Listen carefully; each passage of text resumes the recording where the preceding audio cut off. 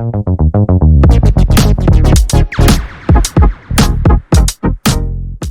right. Welcome to another roundtable workshop at Metacircle. Today is another special workshop that is part of the series created and incepted by BEM Builders, our friends at BEM Builders. For those who weren't here at the first presentation, you can find everything in your member space. But this is the second of the 3 workshops that we are dedicating around the metaverse experiences, understanding what are actually the differences, why is it so special, why we need to rethink and have a different view on how we build in these spaces, digital spaces. And today's episode is a really exciting one because it's actually at the ground foundation, without any play on word, of the metaverses. But we are welcoming BEM Builders and also Florian from Tarkett, which is a leader in the ground industry, if I can say it like that. And we're really happy to have them. But I'll let first BEM Builders introduce themselves, and then maybe Florian from Tarkett. Yes, thanks, Benjamin, for the intro. We're very excited as well. It's a second workshop for people who participated or watched the replay of the workshop number 1.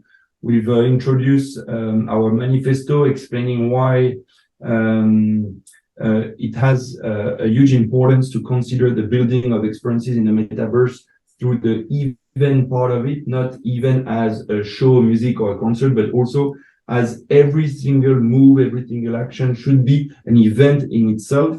But quickly to go back to our background and maybe a bit of an introduction of who we are. We are a metaverse experience factory, meaning that it's been now almost 2 years that we are building experiences for brands who wish to go into the virtual world. It's not always easy because these brands are usually very good at developing a product, a service, and adding value to the physical world. But as soon as they move to the virtual world, we need to adapt who they are. We need to adapt to the features, text specificities, and different codes that the virtual world has. So we've been doing this, and along the way, by doing this for big brands, big experiences, using different metaverse platforms, we've just started to realize that there are a certain way of doing good things, and not saying that we have, and we know the truth, but we believe that the experience we have built up helped us understand further and even better the way to build up a good experience. So we, on the side, decided to move into something more intellectual, more about research, strategic thinking of what would be the best codes, the best rules to develop a relevant experience in the metaverse. It started by this manifesto of an anti-gravity that Quentin will develop further with you, but it's also thinking on each and independent details of the metaverse experience, the avatar, obviously, the architectures, and through the architecture going deeper. And today we're going to talk about a specific item, which is the floor. Sounds a bit maybe not so valuable, but it is actually, and we should not underestimate that topic. The ground floor, the floor on which we work on a daily basis, is super important in the physical world, and Florian is there to mention further about it. But in the virtual world, what is the use of the floor? When it's a topic of anti-gravity, how this could be considered differently. So today we're going to go deeper in that. Florian and Quentin will discuss about it. Adrien, who is the architect behind the Villa Oblique that is connected to our manifesto, will show some tangible and very factual architecture details that shows and mention about the floor design.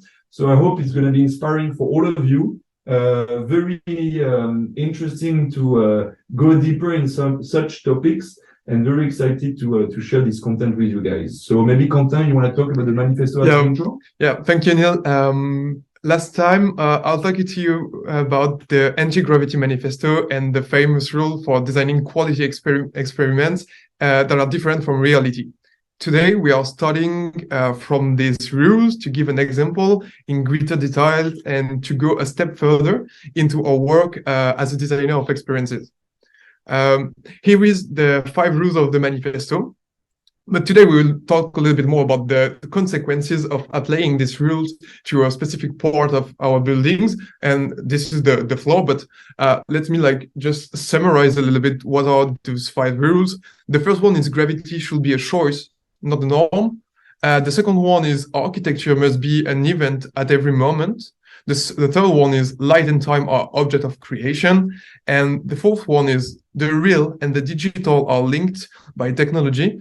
And the fifth one is code and program are materials. Starting from this rule, we are revisiting the ground uses in the virtual world. And I think we are in good company today with Florian for that. So let's start to discuss about it.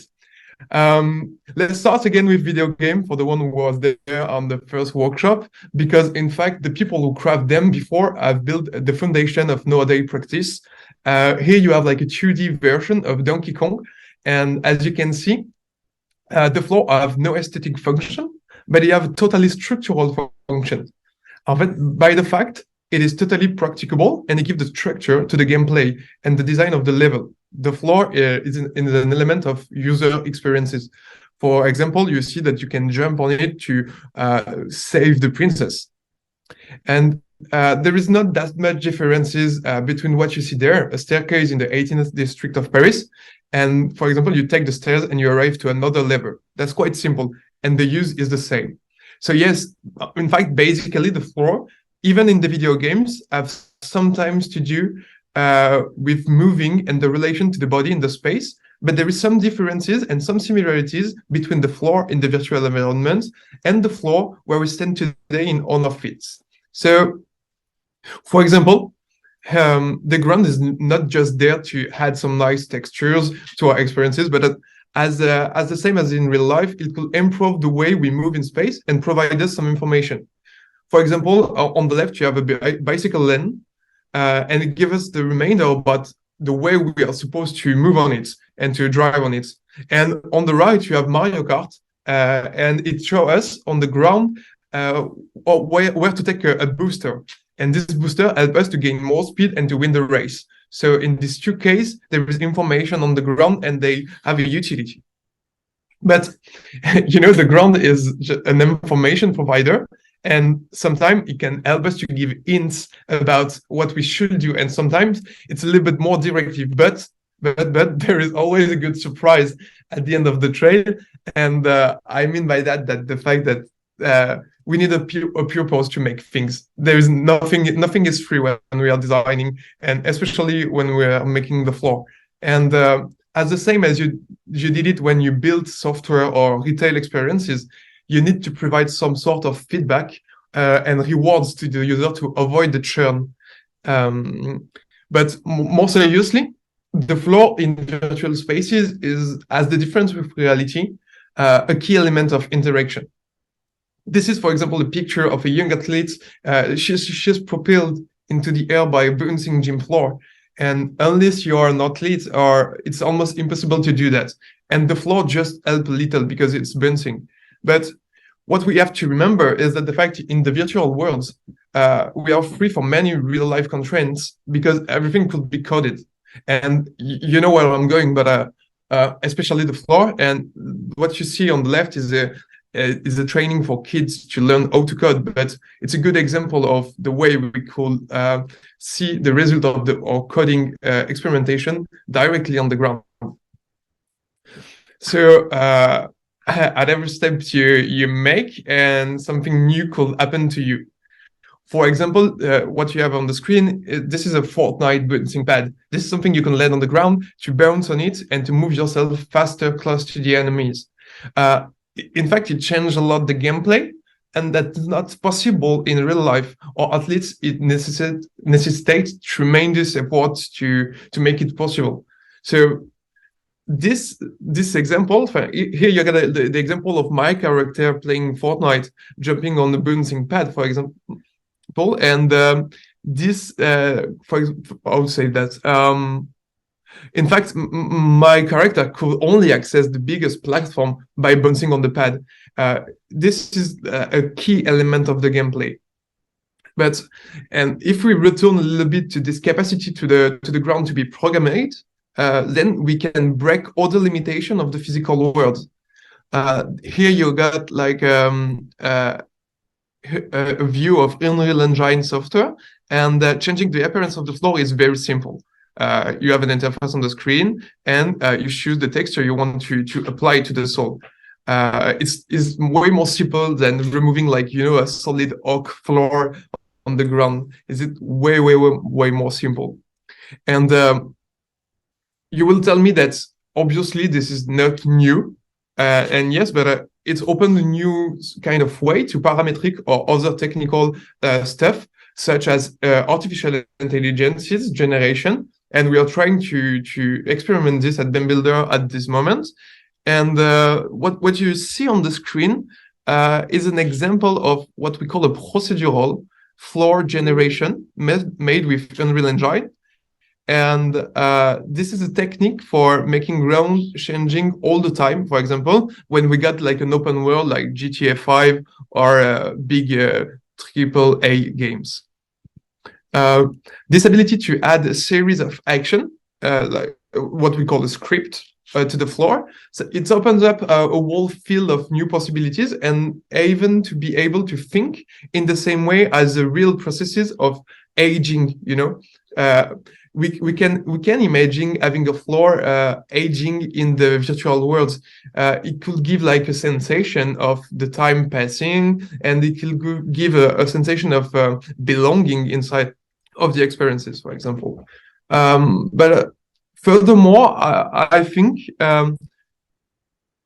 we don't especially want the virtual world to be the same as the real one, but somehow this kind of two different universe, the real one and the virtual one, could a little bit interferate between them. And I ask often myself, for example, what the VR could change to our ground. Here you got like a carpet made for VR experimentation, and it delimitates the surface you have to play when you are in virtual world, because you are disconnected to the real world. So this pad, for example, make a connection between the virtual world and the real one. And more further, you have this Omni pad, and this is like something built to help you to walk in the real life as the same as you walk in the virtual world. This is something happening soon, I imagine. So this experiment like build the frontier between the virtual and the real world. So I think this is a little bit like the future, and that's why I'm like super happy to have Florian today with us to discuss about his work, in fact, at Tarkett, and the way the floor could change a little bit. So yes, I think Florian, I will let you the floor for the next part. And maybe an introduction, because Florian, we have talked a lot about BEM Builders, but not so much about who you are. And before you mention all the great content and work you provide at Tarkett, maybe introduce yourself, because we're excited. We have had some chats prior to this Metacircle workshop, and it was how important and inspiring and creative, I would say. So very happy to know more about you, even before you talk about your job.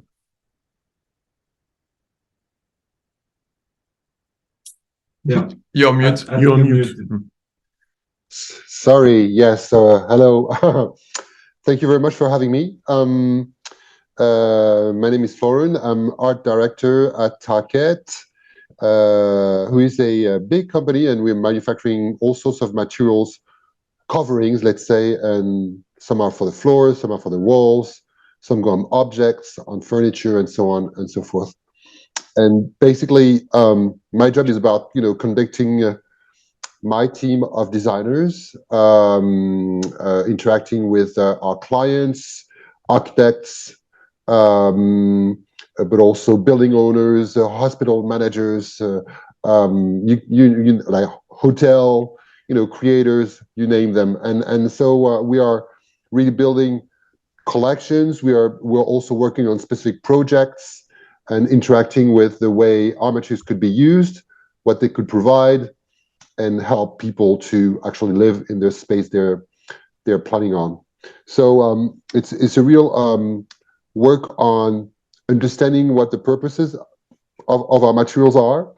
But in a nutshell, if I may say as an introduction, is that when you start manufacturing materials for the real world, there are a bunch of things that you need to think about. Of course, you need to think about, let's say, technical ones like resistance, temperature, traffic, many things that might not be so, important in the virtual world. I mean, like, probably your material can stay as it is forever, while maybe you can make it age if you want to, as you were mentioning.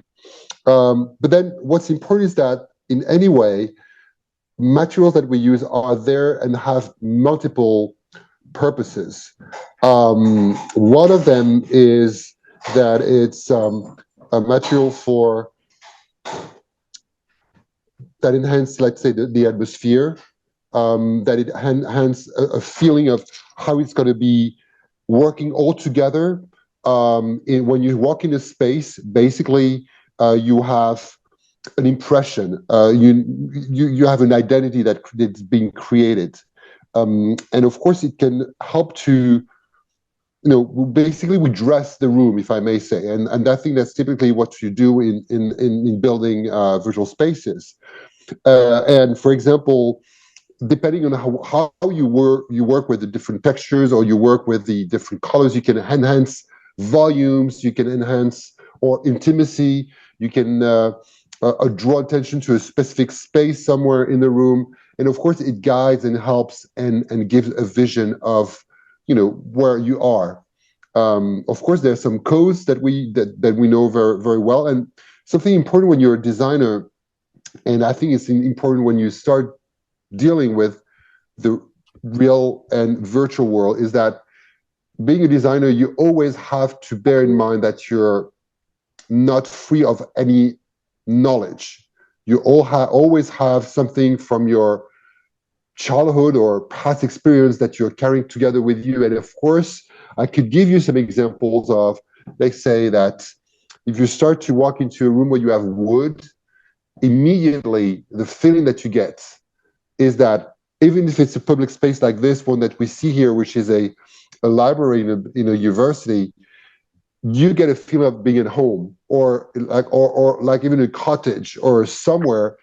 And that is something that is embedded in our DNA now, I would say, because we have the culture of this, and the culture environment that we live in, of course, influences our perceptions. So the choice of the material, so we're talking about wood here, but if you start to talk about, let's say, mineral materials, thinking of concrete, terrazzo, immediately you also have this different impression of bringing inside what's outside. So there's a thinking of that the space that you're in might have a communication with the outside, and that you brought in the outside inside. So there are a lot of symbols that we know. Some symbols also of durability. Of course, mineral is very hard material, so you have immediately an perception that you're in a space that's very solid, as opposed to something that would be more like a carpet. And carpets is interesting, or textiles in general, that could be used on many materials, like for I don't know, installations and things like that. I mean, textile immediately it's intimacy, it's silence, it's privacy, and we see, like the way here you see on the picture, so you have wood on one side, so that the coziness, the homeliness of this is an actual co-working space in London, and then you have the carpet, and the carpet is the space where you're intimate. This is the space where you can have silence. And so there are plenty of, and of course it's due to physical properties like acoustic, because the dampening properties of textile, but then just the visual feeling of it gives you that attraction that if I'm going there, I know it's going to be more intimate in a way or another, and I can have a discussion or working on my own, and so on and so forth. So there are plenty of symbols that we use, and are very important for us to talk about. There's also some things that we know. There's questions of status and so on and so forth. Here you see on the picture, interesting. It's a different kinds of things that we also perceive from materials that are used around us, is how helpful they are or how safe they are. And typically, in my team, we're designing also some materials for bathrooms like this. And of course, especially if you're working in, let's say, elderly homes, senior homes, retirement homes. You can go even further for Alzheimer units. And of course, the feeling of being safe when you start to walk, and especially if you're barefoot, if you're surrounded by water, is important. So the slip resistance, the fact that you're not tripping is extremely important, or sliding, or it is very important. And that is a feeling that's a haptic feeling that I think that you can totally render when you are maybe in the virtual world, but it's very important in the real world as well. So interesting. Like this picture now is really just to give you again that impression of, because here we see three different materials. We see a concrete, we see carpet, and we see wood. And again, what's interesting is that depending on how you distribute the different materials, you can guide people not just to where to go, but what to do, actually. There's a space to work. There's a space to work privately. There's a space to work together. There's a space to circulate. And of course, all these symbols that we can play around with, this kind of installations, we have that in our DNA, so to speak, that we know what the function of a space is depending on what kind of material you use, basically. And what we can direct people, so I was saying, like, where you are, but we can also draw them to some areas where you want them to go. So it can be very simple, like a picto, and maybe more general, what we use. And here you see that the overall like teal blue color used for that floor here. There are so many spaces, so many places in the world. We're going to see some examples where color is basically the sign of indicating where you are. Very important in hospitals to distribute floors. There even color that says that don't go there. We know that some colors, like especially like dark colors, they are preventing people of going somewhere. Some others are more engaging, like light color here. Or plus, you have the line on the side that says that this is the way to circulate. There are plenty of ways of guiding people. So of course, like a picto with an arrow, it's going to be very easy. But the color overall is extremely interesting to. When you change space, you change color, you change function, pretty much. That's the interpretation of the brain. And what else I could tell you about is yeah, well, I mean, there are many signs really that that the brain try to capture and analyze at once. And I mentioned something about, the color here, the graphics, the volumes, the sound, the haptic feeling, and all this is integrated in the human brain at once. And it's very powerful because it could either guide you and reassure the person, or it could mislead you because you're falsely interpreted where you are, and it could lead to. We know how bad we feel, where we feel like we're lost because we followed a bad indication that we thought was true, and this is exactly what happens in real life. Who hasn't been lost in a hospital or in a big university or anywhere? It's not a very comfortable thing, and I think that probably in the metaverse, that's also part of the game. Like unless you want to lose people around. But then if you want to guide them or give them some hints, all the surroundings that you have, the type of materials, the type of light, the type of combination of all that gives them a lot of information. Cool. Thank you so much, Florian. It was really, really interesting. And what you said about the different feeling about the eyes, the ears, the feeling on the ground, etc. I think it's very, very relevant about what we have to design as well in the virtual worlds. And perhaps it will be the challenge, for example, to building a bridge between virtual and real worlds, for example. Perhaps Benjamin, you want to lead the discussion about the different questions you have for the virtual world and for the digital one. I think what we could do is maybe have Quentin explaining this because you have thoughts obviously on the role of the floor on different pillars of virtual experience.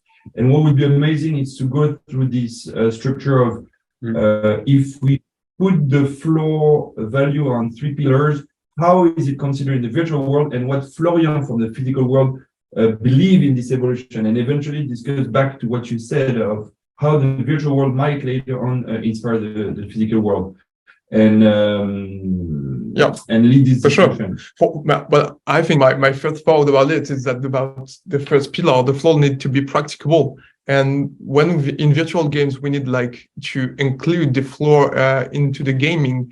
For example, perhaps we need to let the people in the real world feel this kind of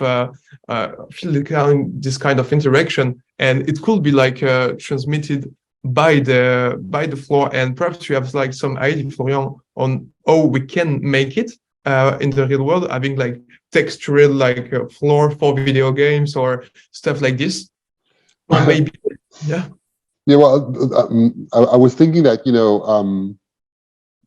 so I said like there are codes that and interestingly, we're designing right now some collections for schools and things like that, and we're integrating decors that are coming from the virtual world, like the QR code or the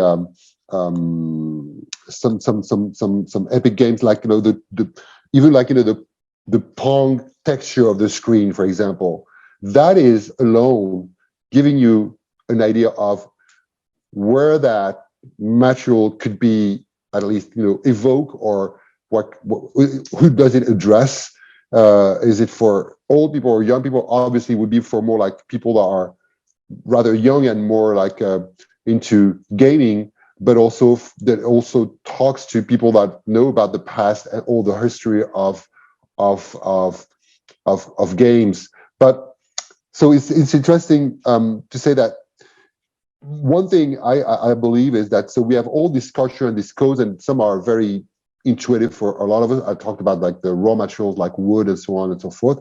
And for some others, like the graphics, they also have a history. I just mentioned this textures that we find already in the gaming environment that we actually bring into the real environment to get a sense of feeling. What's interesting is that once you get something new, something that's unknown, or that is you need to help people to understand where they are or what it's there for. And there are so many examples of colors or materials that are basically integrated into thinking about logos. I mean, like the OK logo, or like the like logo, and the color blue, and immediately you start now thinking about Facebook, for example. So there's a universe that are built, and that to get let's say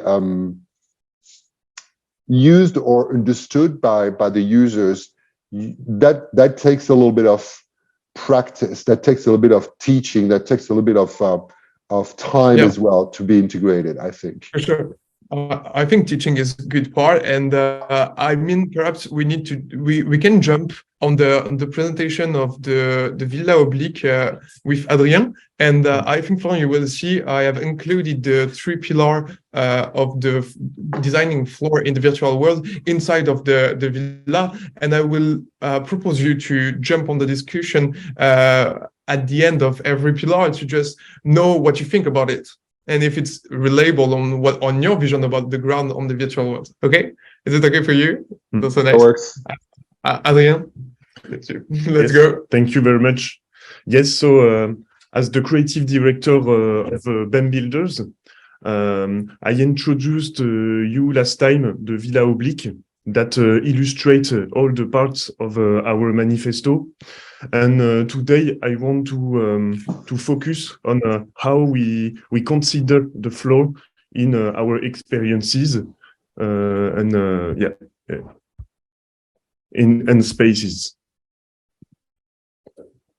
First of all, I would like to talk about the practical properties of the floor and of the ground. Actually, I mean that practical needs to have a function and be part of the UX user experience on the gaming. And for example, we have here a discontinuity of the spaces materialized by the ground, and it creates some new rules in the game, in the story. Here we have some navigation help with the practical ground, because the platforms make part of the landscape and then create some new experience to go up to the building. Yeah, this is really interesting, because as you see, for example, ground is everything in the virtual world, and on this images the trees are the ground, and they open a new possibilities to walk. So the definition of ground is not the same as the real life, and everything become ground and become practicable. And this quality of the ground to be practicable is super important to be thinking before we start to draw, because it will just let the user make new thing and new stuff. And sometimes, and we have seen it with different video games, sometimes the player reinvent and hack the game to make the path into the story or into the gameplay. But yeah. Perhaps Florian, about this practicability of the ground, you have something to rely on, or I can. I was thinking that depending on the situation where you are, because here it seems that there's an intention by the character to go somewhere or to do something, and therefore at one point you need to find for solutions, and this is where while in the real world you're limited by something, there you dare to try things with the material that you have in the virtual world. So you dare to climb on trees, you dare to walk on trees, you dare to go through a wall, you dare to do a lot of things, you dare to jump, and you can actually jump like 6 meters high, and that wouldn't be possible in the real, because you're kind of conditioned by the fact that you need to do something, and you're trying different options. And this is what's interesting, that you can challenge the materials in different ways. It's the purpose that drives, basically the attitude of the character, and he basically tries things that would be doable in real life. And I think the funny part is to consider the floor as vertical navigations, and making holes in buildings can create some break into the path, and we can take some breaks inside the building and enjoy the experience really in 3D. And yeah, that was to say, the gravity is not present, so we can jump, we can make whatever we want, and without being injured or without having the constraint of our own weight. So that's really cool. And if we move on this part, the function of the ground is created dynamics, for example.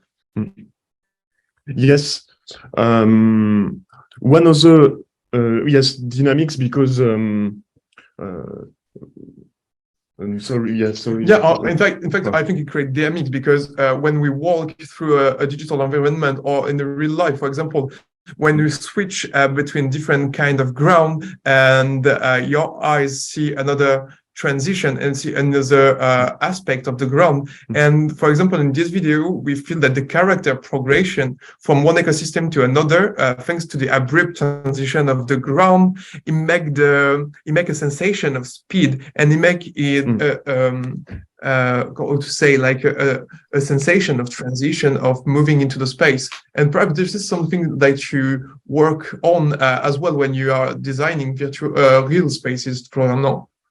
What I think is that what I look at, this demonstration here, what I think is, because of the speed you were talking about, because of the fact that, if you want to be acquainted with something that's kind of new, I think you're kind of allowed or even encouraged to really have quite strong transitions. Like, you can there go to something that's really harsh, like, like colors are really strong or graphics are really recognizable, and so that when you go back, then you know where you are. While in the real world, we're more into right now creating transitions that you barely see or you kind of feel, because we want to create like a larger space, and so you can try to let's say combine the colors so that there's a seamless transition. Here, it's like, it's actually kind of the opposite, where you really want to make things really strong because of the speed, because of maybe what you want people to really understand what's going to happen there and there. It's really like a real map. If you think about the map of, I don't know, Europe, then when you cross the border, because that the country is changing color when you look at the map, pretty much. It's more like a geographical map rather than a. Yeah, for sure. Totally agree with that. Yeah. One other very interesting aspect of the ground in the metaverse is the applied aesthetics that first can enhance some game zones. So here we can see different finish and patterns, and I think it's very important to qualify all the quests or maybe all the changes during the experiences.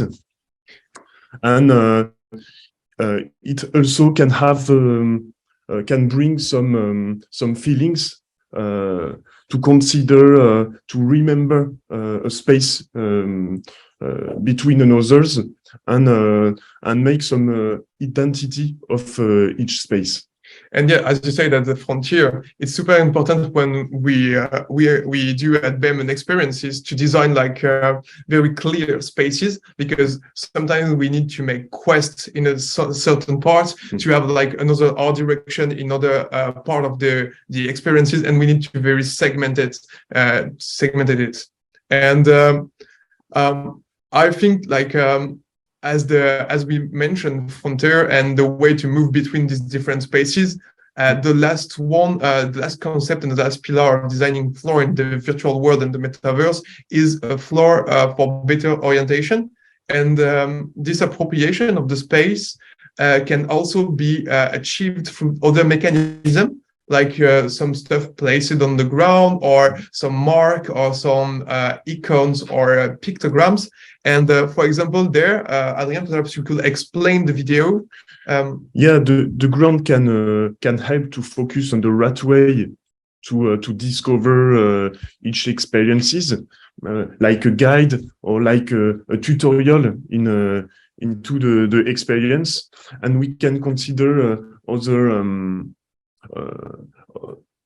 finish like a signage inside the experience. Yeah, and that's cool, because you show us a picture of Florian about an hospital, I think it was, with the mark on the ground, and there is here something we need to reinvent, the way to move ourselves the more the spaces become hospitals, complex. hotels, it could be a workplace. I mean, it's everywhere. I mean, really is. It's not just like hospitals. It's as soon as you get a very large building where people are new and they could get lost, this is where you need to have some signs. It could be vertical, it could be horizontal, but then the floor is very often used, and that's part of the story. We got the same issue in virtual worlds. Most often we create like tremendous experiences with very large spaces, and we need the people to be able to move inside and not to be lost. So yeah, we got exactly the same, and we got some tools to do it more. We can make some information appear on the ground. We can make the ground change. For example, you get a quest and the quest is changing and your objective is changing. We can make the path change on the ground, and we have all these tools to craft like a new dimension for the ground, like moving, like being like different, like changing these appearances. So that's really cool, I think, for our experiences in the virtual world. And yeah, to make a bridge with the beginning of the presentation, I think the floor is very like a tool for user experiences in the real life, in the virtual life, and that's quite cool. Well, especially with that view from top.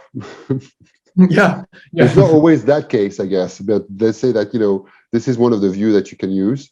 I wanted just to mention something about the environment that we see here on this demonstration, and for me, it's really extremely graphic, extremely pop, very cartoon-like. It kind of invites you to move around a lot. But we can imagine if you change the type of material, if you make them a bit more rich with more texture, less graphic, with something that happens with the sound as well. Maybe you can also imagine that you pace let's say the experience of your character. Typically here, I mean, you're like busy, like in a cartoon, like when you go flip the pages, it's like the same. You want to go, you're like in a narrative that okay, next, and not so much about okay, let's relax and explore a little bit around here. So I think that the type of material that you use for this conditions also the pace of the experience itself. Yeah, for sure. And even program the speed of my character depending on the ground. For example, if I walk on the mud, on the virtual mud, my character could be super slow, and if I walk it could be like super fast. Okay, and absolutely. We need to think about, and that we are moving a camera inside of a virtual world, and that's not the same thing in the real life. In the real life, you are moving your head and everything is on your point of view, on the point of view of your eyes. But in the virtual worlds, you can take the camera down and place it below you, and having like a total experience of as you see on the video. So that's another super important point, I think, the point of view. So yeah, thank you for all this cool insight about the designing floor. So that's really cool. Yeah. Shall we move on in this aspect, or was that exhaustive? Adrien, you're on mute. Sorry, you're on mute, guys. I was on mute. I was saying that's a cool demonstration of how we build experiences and how we think about all the small details, even the flow, even the speed of the character, and even more like the way we could jump on ground, etc., etc. So yeah. In fact, we have plenty of tools for making all this. But yeah, perhaps it's the time we shall conclude this workshop. And yeah, thank you so much for that. Thank you very much. Maybe if there are people in the audience that have some questions or elements that they want to share. The subject is actually quite infinite when you start digging into it, because the more seamless aspects are actually the ones that are driving you. I mean, we mentioned obviously the direction, the aesthetic, the practicability of it, and you mentioned it perfectly. I mean, you drive the eye, you drive the characters within the game. So basically, you have to guide them, otherwise they're lost. And so it's more than it's. I mean, the stakes are a bit are a bit everywhere in this aspect, because you need to be really exhaustive in the way you accompany your users. Let us know in the chat if you have some questions, and we'll answer them in a sec. But I feel the presentation was quite exhaustive, and so really complete in every Thank you very much. And I think we could like repeat the exercise with many more stuff, like the music, for example. I would love to talk about the music and the sound in the virtual spaces, because I think they are all combining. They make the experiences, because we all talk about the floor today, but yeah, floor plus music plus the lights plus the experience of time. They are all the good part of a good experiences, for example. I guess it's okay from the audience on this aspect. Everything will be in replay, accessible for I mean, watching it again. So no worries for the Metacircle members. And and yeah, thank you so much. Thank you so much, Florian. Thank you so much. You're very much welcome. BEM Builders. It's really exciting to see where we're heading, and yeah, all the stakes that take part in the creation process, actually. And thank you very much. It was lovely. And Benjamin, even though the date is not confirmed yet, we can already mention that the third workshop will complete the series. They will be more focusing on the artistic part, the scenario, and how you actually consider the virtual world where you see yourself from an outside look. That is very interesting, because when you record a movie, when you record a video clip, you are the artist being part of the experience. Here in a metaverse, in a virtual world, you see yourself, you see your avatar from an outside point of view, and that's very interesting to consider how the artistic and the cinematic and the setting will actually face an evolution in terms of production. So that will be for the workshop 3, and Benjamin, through the Metacircle social media, will probably inform you as soon as possible. So yeah, stay tuned, stay connected, like the Metacircle page, and hopefully we'll see you at the workshop 3. Bye-bye. Yeah. Thank you very much, everyone. Bye, guys. Bye. Bye, everyone. Bye, Florian.